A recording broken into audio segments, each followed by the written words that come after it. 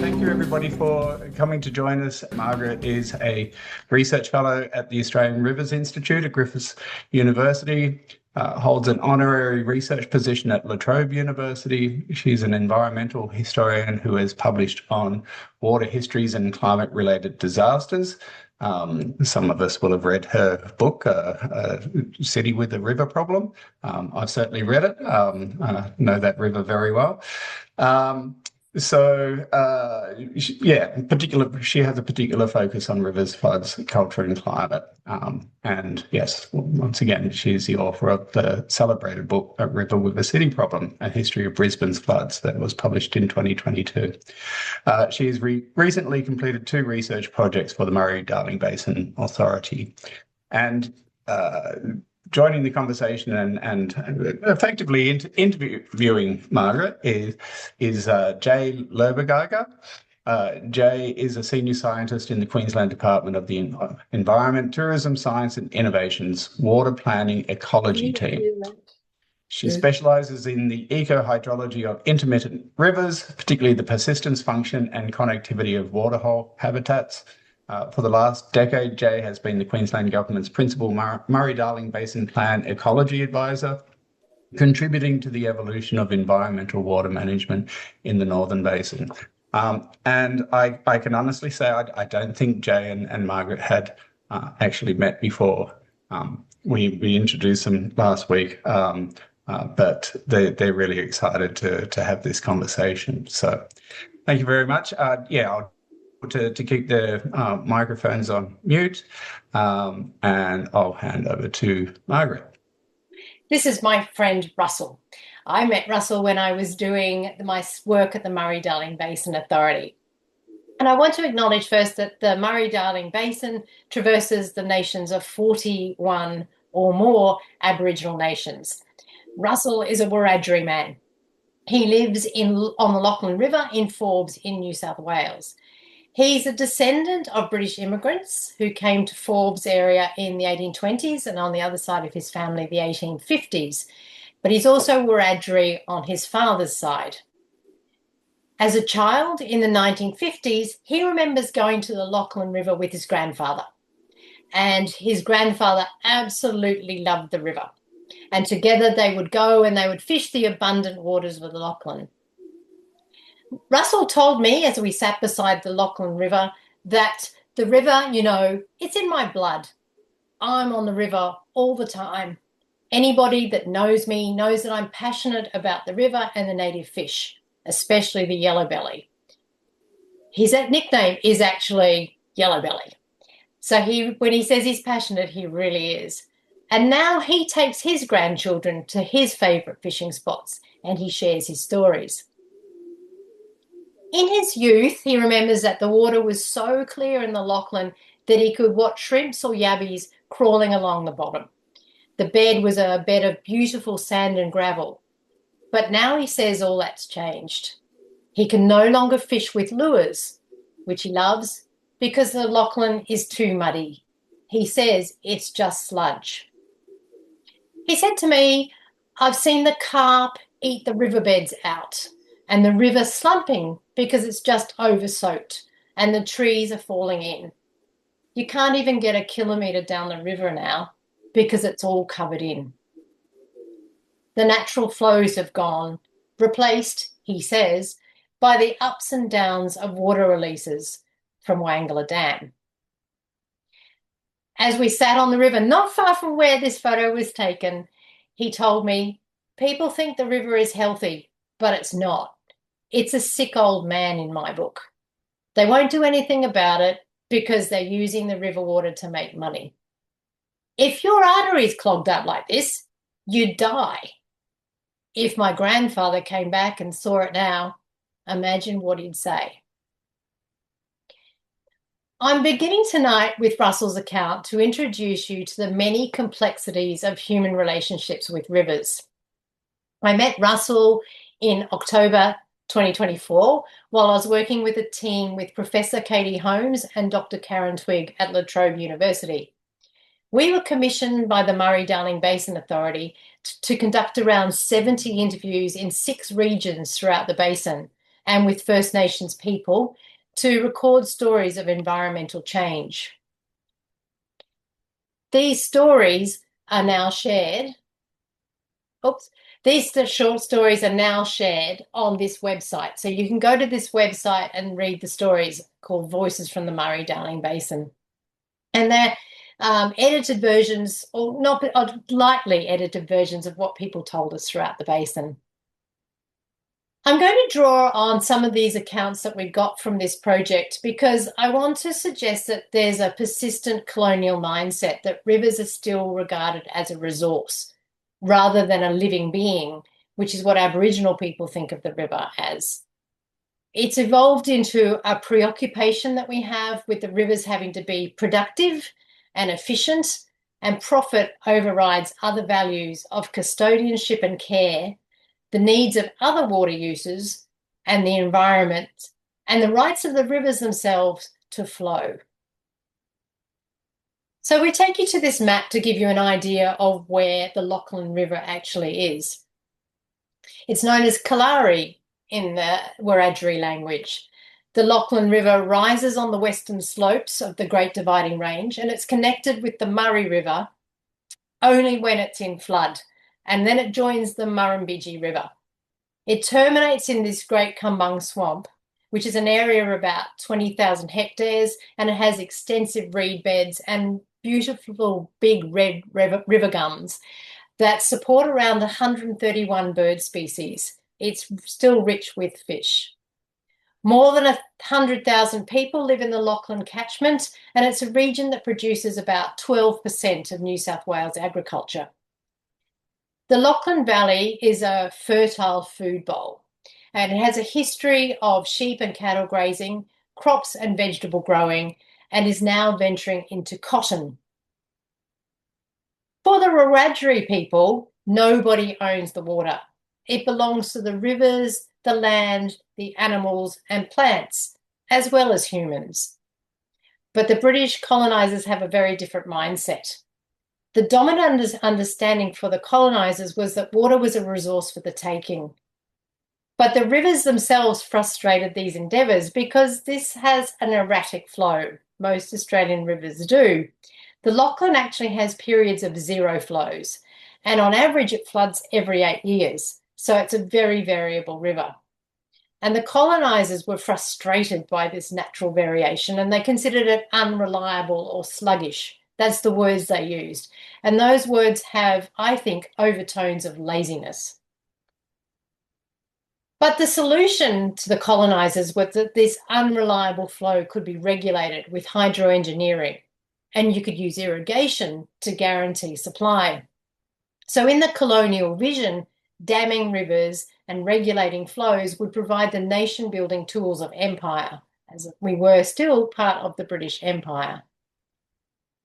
So as early as 1902, they start engineering this river.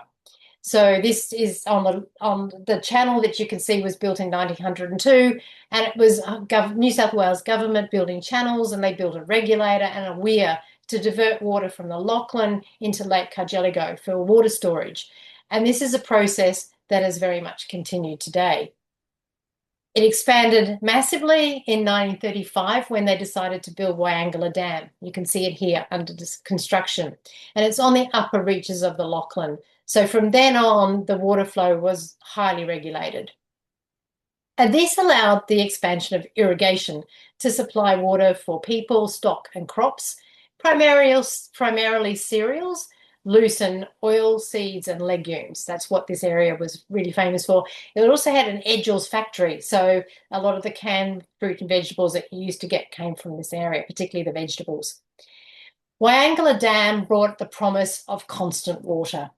Irrigators could then acquire a water licence that would ensure a guaranteed annual allocation of water, which the irrigators could develop and use to create productive farms. Now, initially, it was very successful, particularly when irrigation was in its infancy, because not that many people were extracting from the river and the dam. But gradually, the capacity was too little to manage the demand that was on the dam. And so they decided that they would enlarge the dam. So they enlarged it in 1971. The 1970s was a really wet decade. People in Brisbane might remember the 74 floods, and they continued down into New South Wales. And so the 1970s gave people this false security that the water was limitless.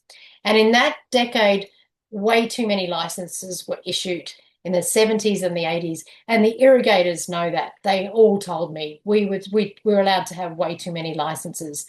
But the problem with getting a license is you become dependent on it. You get used to having that amount of water.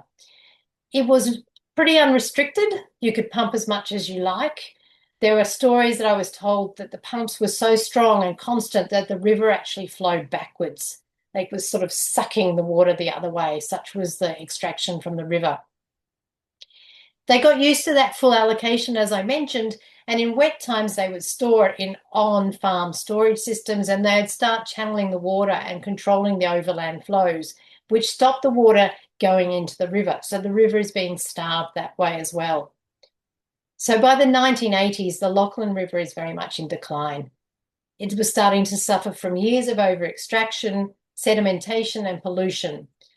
The native fish populations were declining, and we had the rise of the European carp. European carp has become a great menace in this part of the river. They needed to introduce new policies to try and address some of these problems that were created by this legacy. So now I turn to what I think has been the biggest change and the most significant policy decision in Murray-Darling Basin history in recent years, which was the separation of land and water. This was a policy that was introduced by the federal government in 1994. The policy created a water market, and water became a tradable commodity. Now, the idea behind it was that if you didn't use your water, you could sell it to somebody else who wanted it. And initially, the idea was it would stay in that catchment. You might just sell it to your neighbour. But it changed and it grew so that landholders could keep their land, but they could sell their water to the highest bidder. So basically now water can be sold to anyone, even if they don't own the land. We have a situation in Australia where water is traded and owned overseas. We are the driest inhabited continent except for Antarctica, and we sell our water overseas. One interviewee told me, separating the land from the water has created a massive problem. Water is an open market now. You can go and sell your license and you can sort of name your own price. It's still appreciating in value because there's less and less water available. And then you come to drought, when the issues really come to the fore. And this is the millennium drought, which is the most recent drought we've had and the longest drought in recorded history. The government responded at a federal level and state level by buying back water. So basically, people who didn't want their water allocation could sell it to the government and get money for that water. It became a formal process under the Federal Water Act of 2007, and it was known as the buyback scheme. And it was for rivers in the basin. And the idea was that they would buy back this water from the irrigators, put it back in the river to improve the health and long-term sustainability of the rivers. A proportion of the consumptive and agricultural water allocations that had been issued in previous decades would be bought back and allowed to flow down the river. And this was often called water for the environment. It is an incredibly divisive policy.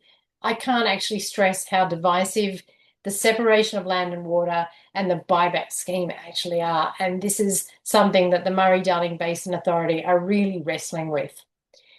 I'm going to give you a couple of quotes from the interviews which give you just a bit of an idea of how this conflict plays out on the ground. A scientist told me, irrigators see water as a resource. They don't see the water going down for any other purpose other than making money. They see the value that they can get from water and they see it flowing down the river. To them, it's wasted. Now, another scientist, a bird ecology, says he can totally understand this attitude. He says, if it's a dry year And if you're a farmer, you're paying an awful lot for your water allocation. Even if you can't use it, you've still got to pay for it. If you see a whole pile of water going down the river that you can't get and you're not allowed to pump it and it's going to support an ibis colony, I think I can understand why people might say, when push comes to shove, stuff the ibis. But the question that I want us to think about tonight, and the challenge for the Murray-Darling Basin Authority, is how much water should the environment get? Here we have the Great Kumbung Swamp. Now, many people in the Lachlan are highly critical of the buyback scheme, and they feel that they've been overly targeted. They think they've done more than their share in the buyback scheme. And they have this fundamental problem that they don't think removing water from their valley will make any difference downstream. And fundamental to this argument is this swamp, because they say it's an ephemeral wetland and it's only connected with the basin when the rivers are in flood. So they don't contribute, is what they say. One interviewee told me, "You can't deliver water to South Australia from the Lachlan. Buying back water in the Lachlan is going to mean diddly squat, because you're not going to be able to use that water to run the Murrumbidgee, the Darling, and the Murray down to the sea through South Australia to keep them happy." A local businessman told me he hates buybacks 100%, as it's wrecked families and towns have lost police and teachers. He told me, "We all need water, but those people that live on the river systems, they're surviving by farming, dairies, vegetables, whatever. And without a water source, there's no little towns left. There's no people anymore. What are we going to do? Live on the East Coast? Where are we going to get our food source from? Indonesia?" An environmental officer told me that societal values have changed. There's a lot more focus on the environment, but it still comes last. People in this area frequently told me people must come first. Faced with reduced water, the government and farmers have shifted their focus to efficiency. They're going to be more efficient with this limited amount of water. Which leads us to cotton. Cotton is emblematic of water policy in Australia. That's my opinion. As water has become more expensive, farmers are increasingly forced to grow produce that has the highest yield per litre and make the best profit that they can. And often the best way is through cotton. Cotton is a great cash crop, but it's a thirsty crop. It uses a lot of water. The solution, again, has been to turn to technology and crop modification, and it has reduced cotton's water consumption by 50%. But the problem now is it's intruding on the food bowl, and the food is becoming fibre. And I take you to the Lockyer Valley, if you want to, where you can see that's actually happening in our own backyard. Cotton is resented locally for its scale, and it appeals to multinational companies who have the resources to buy and run large-scale properties. So they're buying out the family farm and merging them, and they're also merging their water allocations and their licenses, so they get to control a large patch of the catchment. As a Wiradjuri man told me, everyone knows that cotton requires a hell of a lot of water. They're making big money out of it, and it's not for you and me, it's for multinationals. It isn't only multinationals who own these cotton farms. There's actually a lot of family farms that own cotton. But I'm suggesting that the multinational label is another way of discrediting these large-scale cotton enterprises. It's a way of sort of labeling them as not one of us. As the economy relies on agricultural export in the pursuit of economic growth, there is little real appetite for change. The reliance on hydroengineering remains. An alternative solution to creating new sources of water is to sacrifice marginal waterways rather than sustaining them with limited supply and diverting it to more efficient water systems. Low-flowing streams will have to become self-sufficient, and people are really genuinely worried that their stream will be cut off and cease to exist. climate predictions are increasing this anxiety. The climate scenarios range from up to a 10% decline in mean annual runoff by 2050, and the worst case scenarios suggest a 40% reduction. I think there is a genuine will to improve our rivers' futures, but there's a great uncertainty on how to proceed. How, for example, do we counter the prevailing discourse that water is predominantly for human needs and that environmental water doesn't actually cripple towns and it doesn't cripple livelihoods as much as a dead river would? This is the greatest threat to agricultural and rural sustainability, the lack of a river. Downstream from Forbes at Brewarrina, Noonkanbah man Jason Forbes told me, that's what they've got to understand. The river is important to everyone. Rivers are there to create plenty for the people, but you've still got to be able to invest back into it and look after it. We should be walking together and respecting each other's dreaming. It's not too late. The river's just asking us to help it. Thank you.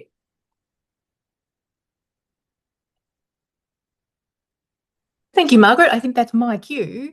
So thank you very much for that. And hello to RGSQ. Thank you very much for having me. Audience, if you'd like to start popping some questions in the chat, you're very welcome to, and we'll come back to them in a few minutes' time. Also, if you see a question there that really resonates with you, there's a little smiley face logo next to each comment, and you can click that, give it a thumbs up just to give us a sense of what topics people are really into today. So we'll come to that in a minute. Before we get to that, though, we've got a little bit of time for Margaret and I to delve a bit further into her work and what it means. And so going back and reading through these reports from these interviews and this work, I came up with a huge list of things that I would like to delve into more with Margaret. And I think we'll probably have to do that on our own time. But I get a little chance to kick off with that now. And then I'll keep an eye on the time and make sure we can do some questions at the end as well. So are you happy to go, Margaret? Absolutely. All right, so perhaps just to kick off, so maybe we'll scale things up a bit. So you've started out with this example from the Lachlan River, and I'm wondering to what extent those experiences and opinions are reflected more broadly in the basin. Are there a lot of variables in terms of how different people react and respond to the way water's changed, or is it fairly consistent? Yeah, that's a question we were really, really interested in. So the buybacks and that policy of separation of water, it doesn't matter where in the basin you are. That has caused great problems because everybody thinks their river is special. Everybody doesn't think that other people's rivers are more important, and they don't necessarily understand that connective thing. So the classic is the Gumbum swamp, where they say, but we're not even part of the basin, so why are you picking on us?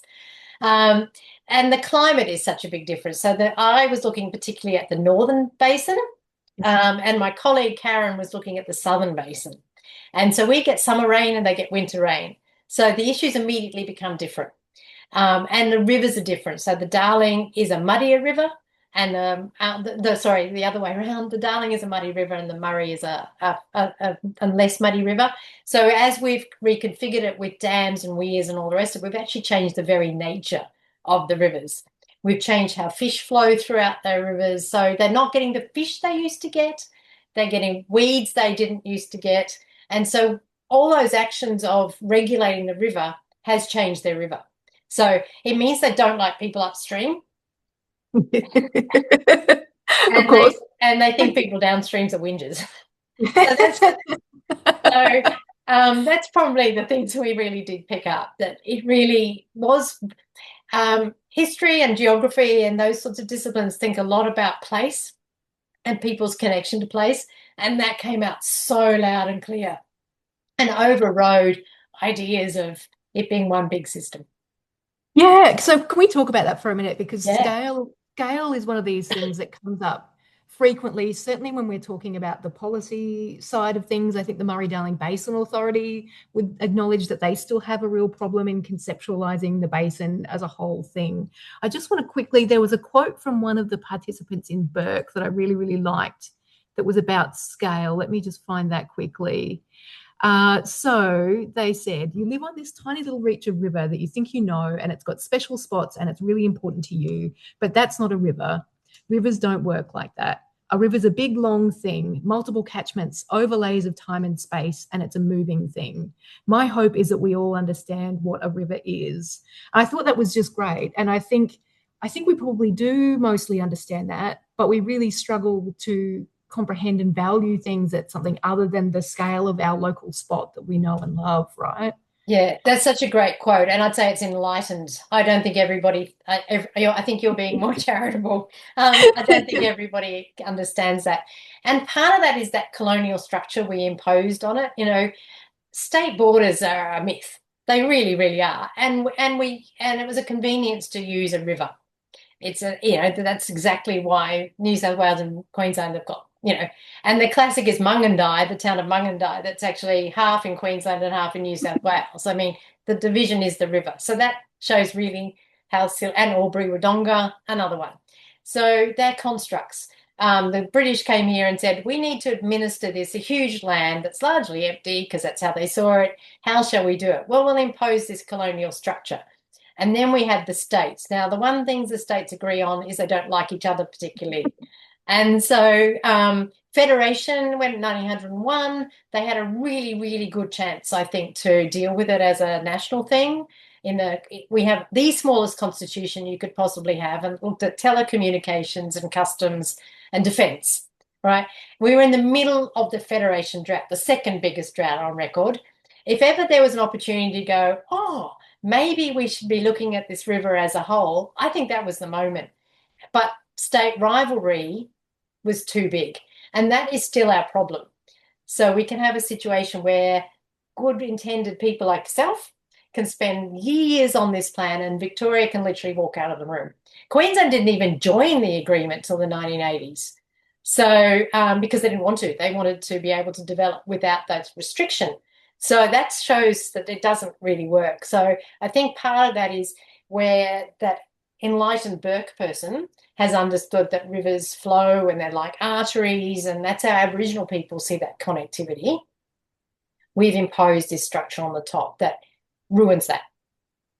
Yeah, and it links back to that point that you were making before about the way we frame these things as resources for sort of economic benefit and for productivity and all of that sort of stuff, which is making me think of, so your book about the Brisbane River, you shared a sort of a very unfortunate history of poor decision making that's essentially taken us to a point where there's quite a bit of risk to people and to ecosystems of the Brisbane River, and we're kind of a bit stuck with that now. We had that sort of development productivity mindset, really hard to turn that around at any point, and we've gotten to a point where we're really stuck. Obviously, a fair bit of the same thinking has happened in the Murray-Darling Basin as it's been developed. Do you see that they're similar stories? Are they different? And do you think that there's a bit more scope to turn things around in the basin? Oh, that's, again, a great question. I mean, there's this path dependency thing, isn't it, that we've kept doing it all of that way. And I think it's also no one sat down in 1880 when they started talking about the Murray-Darling and said, by the end of 2025, we will have 40 weirs and we'll have 6 big dams and we'll have 10% of the native fish population, and we'll have introduced all these weeds, and because no one would have signed up for that, I would like to think.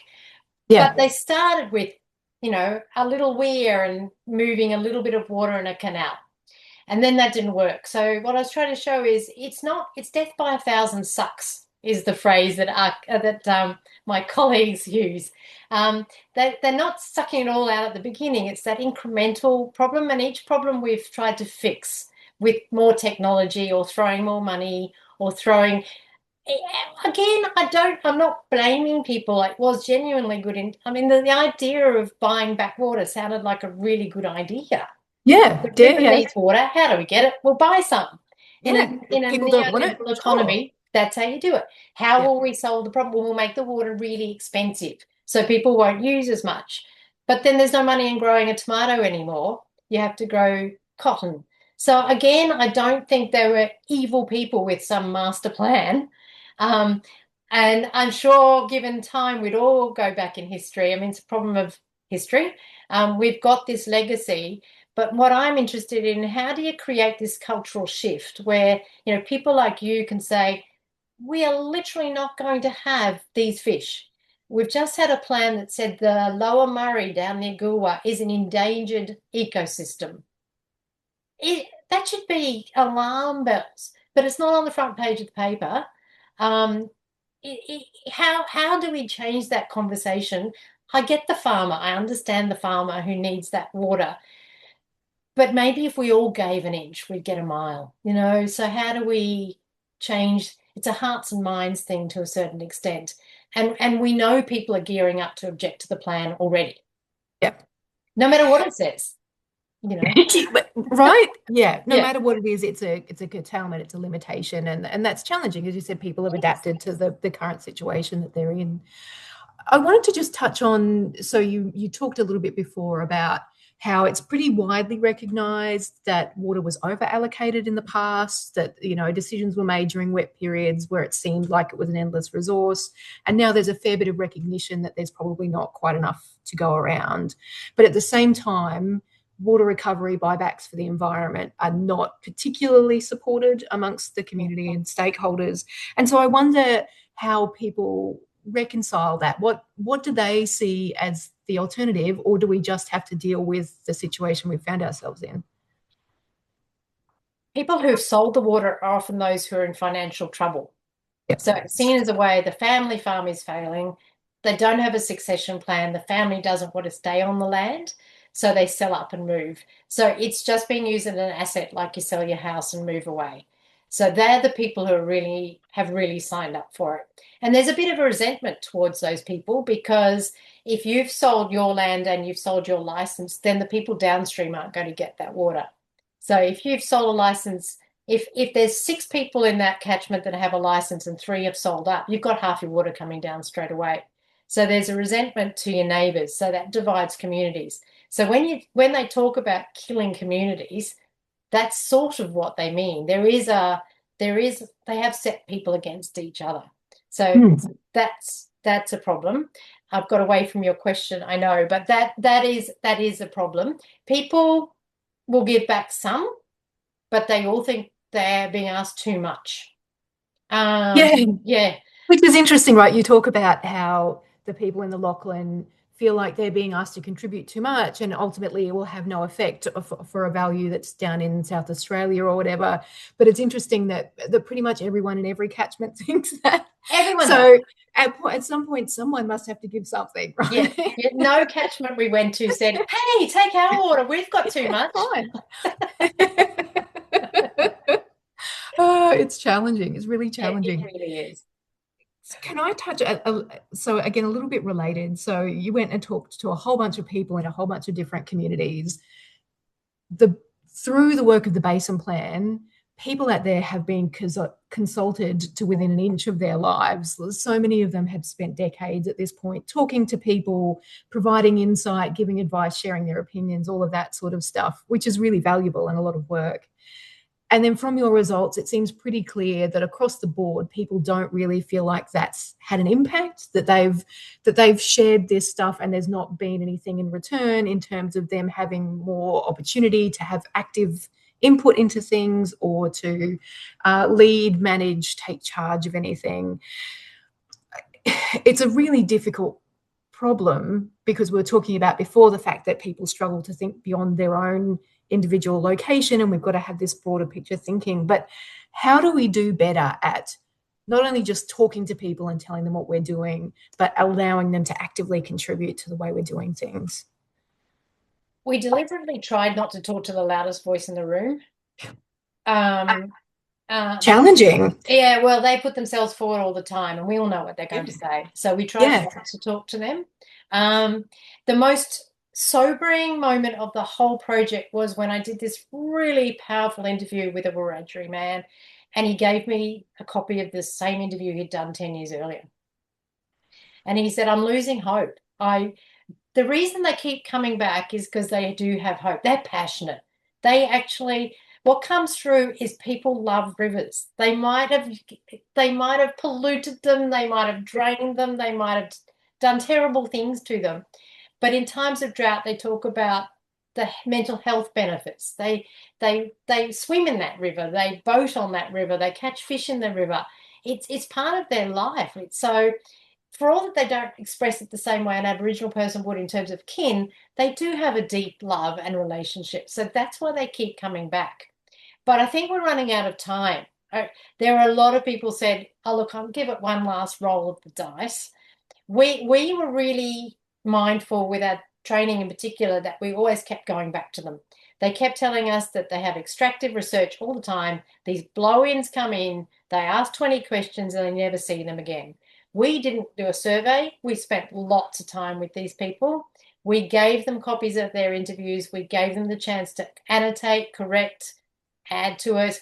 We then gave them the next version. We have spent hours talking to these people. I know that which ones have just done their HSC exams.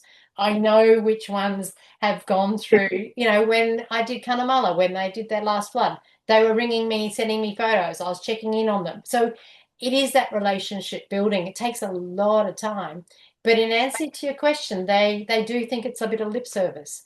And the Murray-Darling Basin Authority admits that they haven't always done it as well as they should. It's very hard.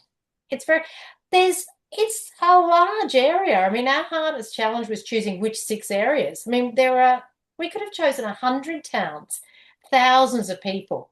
So the thing that was really heartening is when we did take back the whole thing, there was an element of empathy developing. There were irrigators who said, oh, I can see their perspective. Or the anti-irrigator who said, I can see they've been working their 3rd generation. They don't want to walk away either. So I think story is that's why I put so many stories in there deliberately and introduced you to Russell at the beginning, because I think human to human level is a way that we might actually get there. People are very social. They connect with people. Empathy is a bit of my hope. Maybe I'm a dreamer, but I think that personal story does help.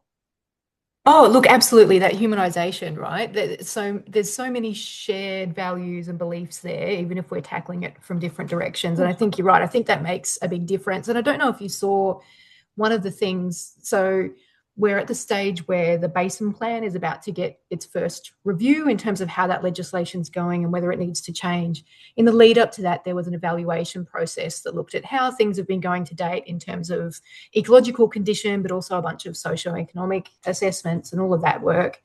And what they started doing this time, which was generally taken really favourably, was include in each of those chapters snippets, and I'm not sure if it was from your work or other consultation, but snippets of lived experience, people's own responses, quotes, not just, hey, some people thought some stuff, but literally people's feelings and quotes. And interestingly, what the MDBA people tell us is that there was a really 50-50 split on that, with a whole bunch of people thinking it was great and feeling a lot of connection to that and feeling really seen and reflected. And then the other 50% of people whose stories weren't there, feeling like their stories weren't there. Yeah, so it's still really we had that problem. There's a lot on the cutting room floor. Yeah, that's right. So I'm interested in that, the long-term relationship building, which I think has been a real challenge, right? And governments are not great at that in general. Is there scope, do you know, for your work to continue and for those relationships to continue? It's been a chunk of time, but of course, in the reality of these people's lives and the Basin Plan's implementation, we've got a long way to go yet. So it'd be wonderful if there's opportunity to continue that. Yeah. The answer is no, because it was under this. It was under a special program of funding, and that funding, it was water, the work program. So it was research for the environment. So it's that specific program, which was a new one. They hadn't actually. There was a lot of people working on some great work and all sorts of things, but there is no follow up. So that's something we kept talking about. We have invested a lot of time, and you've invested a lot of money. Building these relationships, and we kept being told you'll just disappear. So we're keeping these relationships going in our own time, which is fine. But we kept saying we've opened a great opportunity, Murray-Darling Basin Authority. You now have 70 people who you have as potential conduits to your communities. I'd be fostering that if I was you, but whether they do is beyond my control. But if I was in the authority, I would definitely be doing that. Yeah, absolutely. And it's something we hear as a Queensland government often as well. You know, you don't come in here and try and talk to us about things or get our opinions unless you've spent the time to build those relationships, which often we haven't or we can't. Yeah. And so the fact that those relationships are there is valuable. You can't go back in time and create that, and then we end up stuck. So hopefully there's something more to come. We're getting close to questions o'clock. I might just hit you with one last question and throw it into the audience. So I mentioned before that the review of the basin plan is coming up later this year. They've just published online a discussion paper relating to that talks about, they being the MDBA, talks about the issues that they see, the main sort of themes of issues that they see with the basin plan and how it's working, and some proposals about what they might do about it. Which is an interesting read. I've put a link in the chat right at the top if people want to scroll up and have a look. It's open for public submission, so if you want to have a read and have your say, by all means do. But it means that we're getting close to the point where the authority is settling on some ideas about where they might take this legislation next. And so I wonder, Margaret, in terms of the work that you've done, the learnings that you've had from the community, how would you like to see the basin plan change, or what outcomes from the basin plan review would you be after? Oh, that's a good one. Sorry. No, that's a really, really good question. It's interesting, at the end of it all, I actually came away feeling a bit sorry for the Murray-Darling Basin Authority. I mean, they talk about wicked problems, and this is about as wicked as it can get.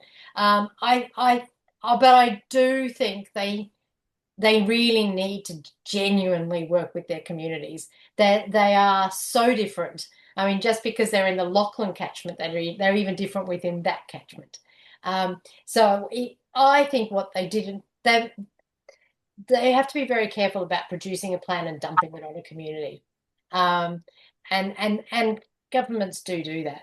So if I was to say, how is this plan going to work? You're probably not going to satisfy anybody. That's the nature of compromise. But if you can maybe show how you got to, I think the transparency is what's missing. Is, if you can show that, the Murray Mouth does not flow because of all the extraction upstream.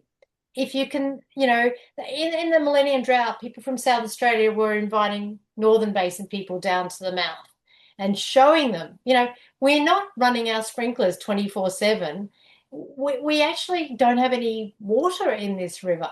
And they did say there was a shift. So I think there's some real one-on-one human engagement and transparency, and admitting that it's really, really hard, admitting that they don't have the answers, admit that they will get stuff wrong. And I think that would go a long way to actually, they're human. Right? We're all just trying our best here. It's a broken system. They've inherited a legacy of bad decisions, or decisions that have gone bad, or this problem. Can't go back in time. Let's explain that. Let's explain how we got there and think about a different way to move forward. And I think the transparency and the honesty and the open discussion, rather than being in some secret Canberra decision-making box, which is how country people see it.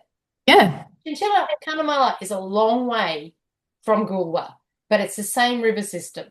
I mean, you can't really get much further away than those two places, but they rarely get in the same room. So, yeah. Thank you. Wonderful. Let's throw over to the audience. So I'll just jump on some of these questions that I can see here. If people I'm happy to read them out, because I know sometimes people are a bit shy, but if you want to jump on camera and mic and ask your own question, by all means, go for it. Do just remember, though, that this is being recorded, so you'll be in the recording if that's the case. So the first one I can see here is from Neil Peach, and I'll just kick off, but Neil, if you do want to jump in, just flash your camera and I'll shush. So Neil's asking what social strategies First Nations people have in play to enable collaboration to sustain the whole of the river system. There now is a national peak body where Aboriginal people are on that. They have these EWAGs, environmental water groups, and there's Aboriginal representation on that. In the past, they have told me it was a bit token. It was you can come along, but please don't talk. So there's a lot more effort, I think, to engage with First Nations people, but they're getting very frustrated. And now, as well as environmental water, they get this thing that's called cultural water, which has been referred to as shut up water, because they're thinking, well, we get some water, then they'll silence them. they're just seeing that their rivers are dying. And they are genuinely worried that it is the case and that they're not being listened to. So I think there's a lot more First Nations engagement that can go on. They're a very small pool that you're talking about over consultation. Wow. Some of those people's cultural load they are seriously burnt out. So again, I think we need to think about resources and how we really put them at the table so that they're not having to tell us the same story every 10 years. Yeah. Prior to the sort of our current Western legislative way of dealing with this stuff, were there systems in place among different Aboriginal nations to consult on these types of decisions when we're talking about sort of multiple spatial scales? Yeah, I mean, the Brewarrina fish traps were actually managed by 5 nations. So Wow. they had a system where they could actually get together. They have that totem system as well. So you're responsible for the Murray cod, or you're responsible for the trees or whatever. So, they did see if a river was blocked, they'd move the tree to one side. And so there was that understanding that sometimes they would have a group, a mob would be responsible for that bit of the river, but they would have to meet and share knowledge and so on. And they did get together a lot, the Aboriginal groups. They met for ceremony and intertribal marriages and so on. So it's not like they needed that statewide body to do it. It was there was cooperation and understanding that what happens upstream happens downstream. Yeah, I think there was a quote in one of your pieces of research from a First Nations person talking about their understanding of, I think it was yellow belly, and the sort of cues that yellow belly get to move upstream and so on, and the sorts of scales that they do that over and the types of connections that they need. And in a lot of ways, it's the same sort of things we try and think about when we're thinking about ecology and that sort of stuff. Yeah. But again, it's difficult to conceptualize those scales and to manage at them because we've divided everything up into such small units. And if I could jump into what you referred to before about scale, is they would see birds coming from the north and they would know that means there's water coming down. So, they could read the environment much better than I can. And so they would learn that, okay, the water's getting warmer. That means the Murray cod's going to start swimming upstream to spawn. So they were much, much better reading those signals, and they are again not delineated by boundaries. If we think we don't respond to state boundaries, I can tell you a fish couldn't care less. I mean, we've seen them do it. Yeah. So next question here is from Kate. It says, the quote, "Money flows uphill towards money and power," resonates for depressed environmentalists, but also with many local communities. Do you think money and power still have a dominant influence? Yes. Next, okay. Yeah, because they are lobbying. They are very, very active lobbyers, some of these people. And power and money gets you at the table. So if you're a quiet little farmer with no power and money, and you've got a big multinational company, it's a bit of a David and Goliath. Absolutely. Okay, so question from Giselle. Cunnamulla is indeed very far from Goolwa. Was there any interest from the people you interviewed to talk to or be able to hear from people in other communities? A recognition of shared challenges or shared situations in a different community?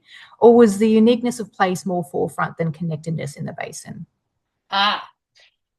There is a deficiency in our study because we deliberately only sent them the interviews from Cunnamulla. So they didn't, but on that website, they can see them all, and we're keeping that communication going. So I haven't got any feedback, Giselle, as to whether the people in Cunnamulla have read the Goolwa or the Lachlan or the Burke or the other places. And I should say we did 6, but another group did 3. So we actually did 9 places in all. So Burke is in a different study than we did, and we tried to get different rivers. So we've deliberately done that, and different uses of the river. But no, we didn't really necessarily get people in Cunnamulla saying, what do they say in Burke? But they may have gone and had a look. These across these organisations, there are other power structures speaking to that power and money, because you've got agricultural associations and you've got the cotton associations and so on. So there is that conversation going across there are other lines of communication, but no, we didn't really have that. What did they say? Although one interview did start with in South Australia with "Nothing good comes from Queensland," except me. You just quietly close your book and walk out of the room. Exactly. A birth certificate hidden under table. So yeah, the other states and other areas were mentioned occasionally, but really and that was also the nature of the study. We were really focusing on the specific catchment for our purposes. Yes. Excellent. All right, so I've got another question from Neil. Let's have a look. Sorry. Have you studied riverine cultural block and the extent that it is marked by a I knew I was going to bugger that up. The extent that it is marked by moiety that may extend right into the upper reaches of the Brisbane River. According to the anthropologist Gaynor MacDonald, this cultural system was developed to respond to the variability in the resources available through different cycles in climate. Can Western systems of thought and business develop to recognise variability in resource availability? Right. Now, Neil, jump in if you want to, because I might get this wrong. But one of the things we've done with globalization and refrigeration and supermarkets and so on is we have got rid of seasonality to a large extent.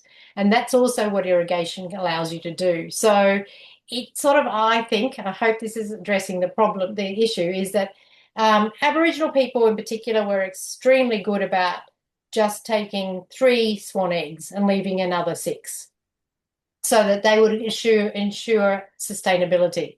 We don't do that now. We have a chicken hatchery and we eat all of their eggs because we scientifically fertilize them, or we interfere with the natural processes, or we put fish fingerlings into rivers, and we do things like that. So we are constantly changing our resources. We have genetically modified lots of food. We've done all that. So I think, tell me if I'm getting this wrong, please, but I think the answer is no. We need to, though. I think Europeans actually are far more attuned to seasons. You get food far more in the shops when it's in the ground, but we just import our grapes from America when we don't have grapes here.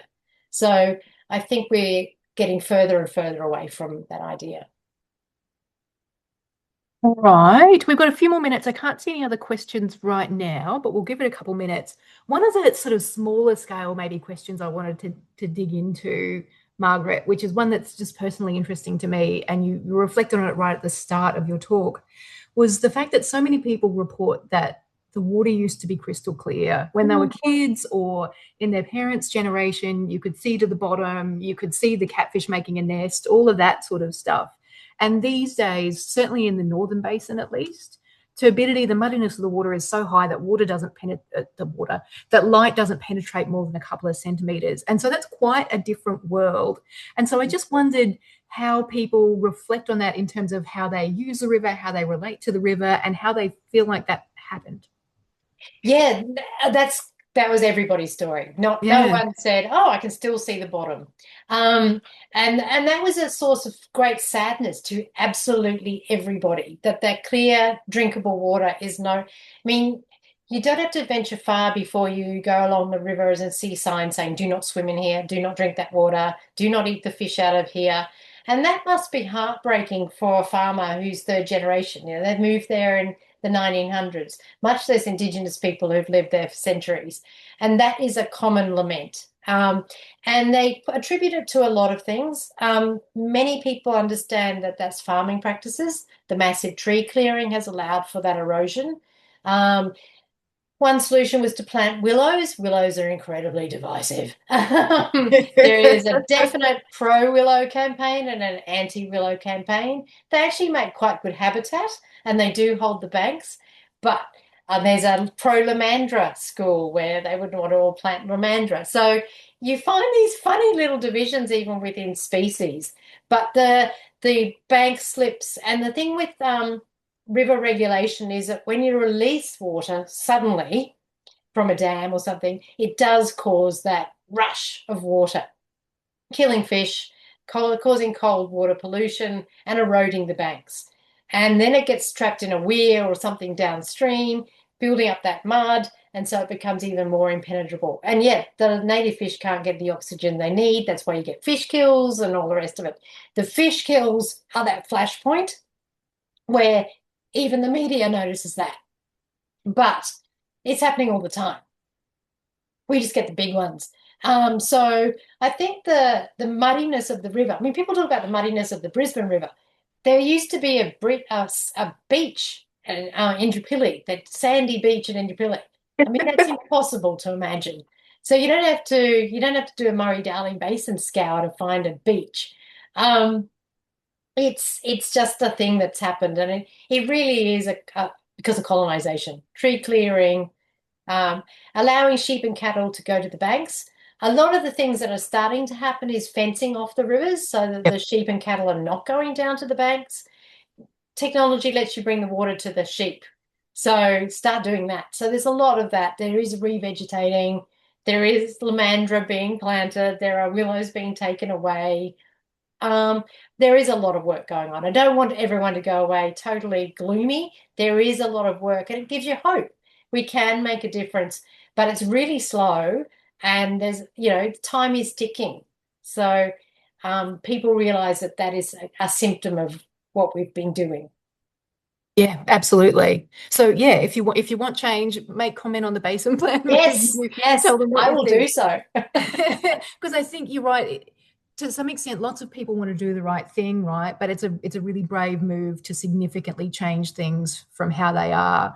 But the more that we can express or see support for some of these things from, as you said, the quieter voices, the easier it is to make some of those changes or to justify them. So, and to add to the encouragement to fill in that thing, there is a very strong city-urban divide in this country, huge. And the country people think that the city people don't understand and don't care, which is where you think we're going to get our food from. Indonesia, that's where that comes from.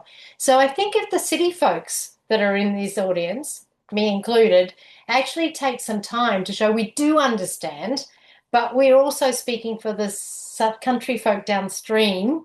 We're not just sitting in our Brisbane ivory tower, going to Coles and wondering where our food comes from. We do get it. So I think there would be something to be said for us taking the time to show we do get it, so that they don't feel so abandoned, because there is a definite sense of abandonment. Yeah, excellent. That's great. I note that we're pretty much bang on 8:30. Oh, Gavin, what do you reckon? Are we wrapping up here?